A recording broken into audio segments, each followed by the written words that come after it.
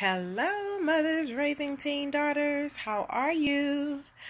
I'm going to give, if you can join live, give people a few seconds to join.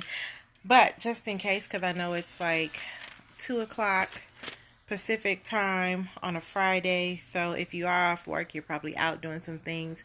And if you're not at work, you can't watch the video anyway. But if you're watching the replay, go ahead and type replay at the bottom. And quick survey, how many of you have done some sort of self-care within the last month? If you have, put a 1 for yes, and if you have not, put a 2 for no. And I wanted to kind of address it because today was my self-care day, but my daughter had a accident at school. She's 5. It happens. So I ended up going to pick her up, and I was going to just go change her, but I was like, nah, you need a bath now. So brought her home, and I still had work to do, but I need to get my eyebrows done, need to get this chin together. Uh, I needed to do some waxing. I want to get a pedicure, a massage, but things changed because life happens, right? But I try to make sure I schedule self-care at least once a month. Um, and I wanted to talk about that because so often, I have friends who say, I don't do it because I feel guilty. I have other things I need to do. Listen, all of those other things will be there. The laundry's going to be there. The dishes are going to be there. I don't believe in going in debt so much for self-care, but I do believe that it's okay to let other things linger so that you can get some self-care, so that we can take care of ourselves, right?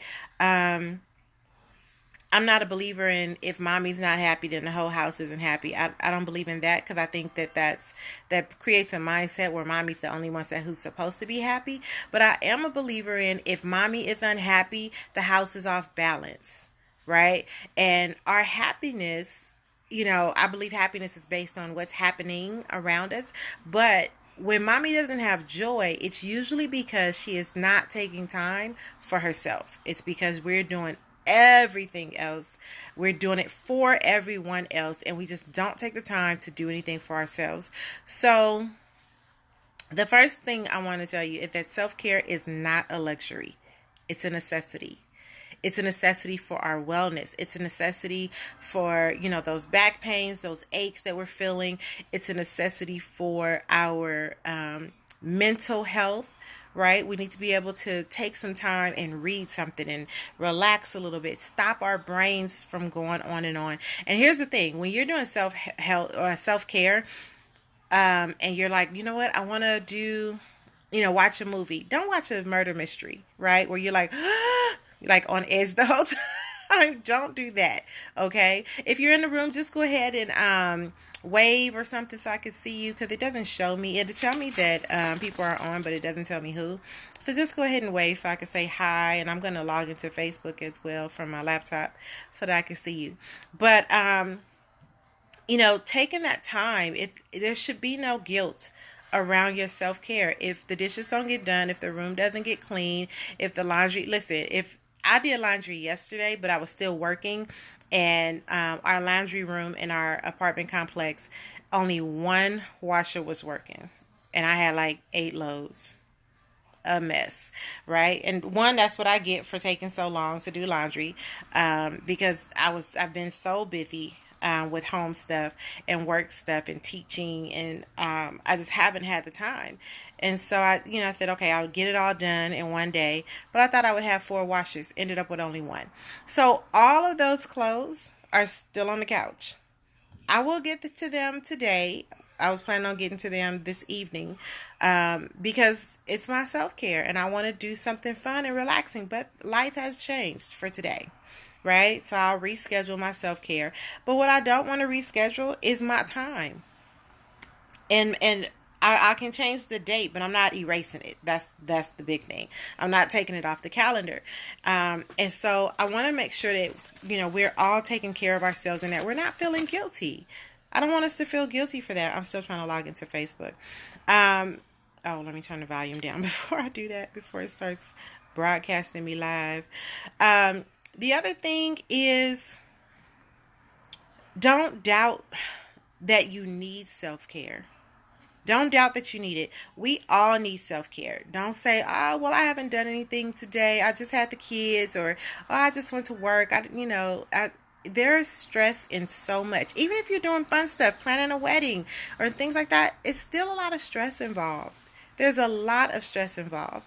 And so, make sure that you're taking some quiet time to quiet your brain, to get some clarity, right? We make a lot of decisions as moms every single day. And if we don't stop and get clarity for ourselves, if we don't take a time to meditate or pray, whatever you do to get your clarity, to quiet your mind down, that will suffer. We will suffer. Right? And when we suffer, the house tends to suffer.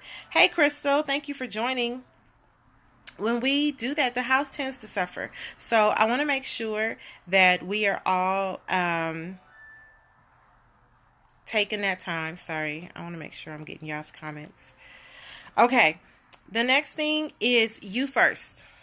Right? So after you've taken your quiet time and you have reset yourself, we need to get into the habit of putting ourselves first. Now, I know that is unpopular with moms, right? Because we have kids, and unless your children are 8 and under, they do not need to be first all the time. I don't care what the situation is. They do not need to be first.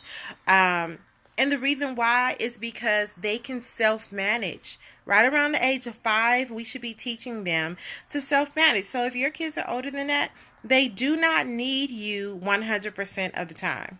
They just don't. So that being said, do you first and then family second. Family starting, in most cases, if you're married, you probably should start, especially if you have teenagers. You need to be starting with yourself and then your spouse. And the reason why is because teenagers are iffy. And if you and your spouse are not strong together, them teenagers will tear your marriage up. They will destroy it. Because of their attitudes, and then you're going back and forth, and then they're playing one parent against the other. That's a lot going on. And if you don't take care of you, and then you don't take care of your husband, your teenagers will drive you crazy. But take care of the important parts first, and then take care of the teenagers, right? Not that they're not important, but in the scale of things, it should be you and then your spouse, right? You first, because you can't help someone if you're not helping yourself, right? That's why they tell you to put your own oxygen mask on first, and then put your partners on, or the babies, or whoever's next to you. But you do have to share, you do have to save you first, right? And so that's important. So with that, there was something else I was going to say. I forgot. Anyway, but you first, husband or spouse second, and then the children third. Help from your abundance, right? Because kids will have us all over the place. Oh, I forgot my backpack. Oh, I forgot I have a test and I don't have the right paper. I don't have the right pen. I don't have this. I don't have that. Sometimes y'all need to let them deal with the consequences of that not. If it's not something that's going to keep them out of college, right? Like directly related to their college entry, let them figure it out. They will borrow from someone. They will figure it out no matter what it is. You cannot give from your lack. Give from your abundance, right? My cup runneth over. I think Ayana Van Zant pointed out, and it was a Rhema word when she said, "What's in the cup is for me. What flows outside of the cup is for you." We are running around like just being superwoman all the time, not even realizing that we are literally killing ourselves. We don't even need kryptonite anymore because we're killing ourselves, because we are running from pillar to post all day long, right? And because of that, we are setting ourselves up for failure, and we're setting our kids up for failure because they don't learn to take responsibility for their stuff. Get your book, get your paper, get your pens, get whatever you need, fill out your applications. They don't need you for that. They might need you to guide them, but by application number 7, they can do that on their own. And they figure everything else out. They figure every social media platform out. They figure out every TV program. They are wizards at the Fire Stick, and a lot of us don't even need cable anymore because they have figured out ways to get it done for us, right? That does not mean that that shows us, is what I meant to say. That shows us that they are capable. And so we don't have to do all the back and forth. Share the responsibility. That's another point. I was coaching a family, And the mom was like, I'm tired. And the father was like, well, yeah, the kids are a bit much, but. And she was like, no. And I told her, I said, write down what you do every day. And so she wrote stuff like, I clean the kitchen. And so he wrote, I take out the trash. And so in his mind, that's equal. She said, I clean out the bathroom. And he was like, I fix the sink. Right? So in their minds, they are equal. But that's not true. Because, ladies, let's be honest. When we say that we are that we're cleaning the kitchen, what we really mean is, I picked up the kids from school, I stopped, I got groceries, or I stopped and I picked up the laundry from the dry cleaners, I came home, I got the kids settled down for homework, I started a load of clothes, then I started washing the dishes while those clothes were washing, kids were doing homework, they were asking me questions, so I'm interrupted every 5 minutes, so the dishes took an hour instead of 20 minutes like they would normally take. Then there's, something is burning somewhere. So you have that situation. Then you have where the mom is correcting homework now, right? The load in the washer is now going into the dryer. She's now rinsing dishes, and she's putting a new load in the washer. Then she is, let's see, I already said correcting homework. Now she's reviewing what she already corrected. Then it's time to make sure that they get the dinner. So we're, because dinner's on the stove while we're doing all this stuff. Now dinner is being served. Then the dinner dishes have to be washed. Then it's, put them in a tub, make sure that they're all in the tub. And so that's what clean the kitchen means from us most of the time. And for dads, taking out the trash literally means I took the trash out and mom put the trash bag in. Maybe dad put the trash bag in. Share the responsibility of the house. You have community members. It's not just you. You have kids. You have a husband. Everyone should be taking part. I mean, my 5-year-old's responsibility at this point is to take the awesome and clean the doorknobs. Clean the doorknobs, clean the light switches. That is her job every week in this house, because doorknobs and light switches are where germs gather. So when one person gets a cold, everybody gets a cold, right? Even at 5, she has a responsibility. When my niece was here, she had responsibilities. Do the kitchen, clean the kitchen. And I don't mean wash dishes. I mean clean the kitchen. You wash the dishes, you dry them, you put them away. You clean the stove, you clean the floor, you clean out the microwave, you clean the counters, you the little light thing above the stove. You take a paper towel and you clean that every day, because the dust gathers there, right? I can't stand that thick layer of dust that we get on that. So share the responsibilities. There's all kind of things that need to be done all throughout the house. Everyone can put away their own laundry. Your teenagers not having responsibility is giving them an off balance, because there is no freedom without responsibility. When you want the freedom to come and go as you please, you need the responsibility of a key to your own front door. And if we don't give them responsibility, then what we're saying to them is, well, when we don't give them responsibility, we feed their entitlement. The end. Right? That's just the truth of the matter. And so we really need to offset. So self-care is not just about going to get a massage. Self-care is also about, I'm not doing all this housework. There's 4 or 5 people here. Everyone needs to pitch in.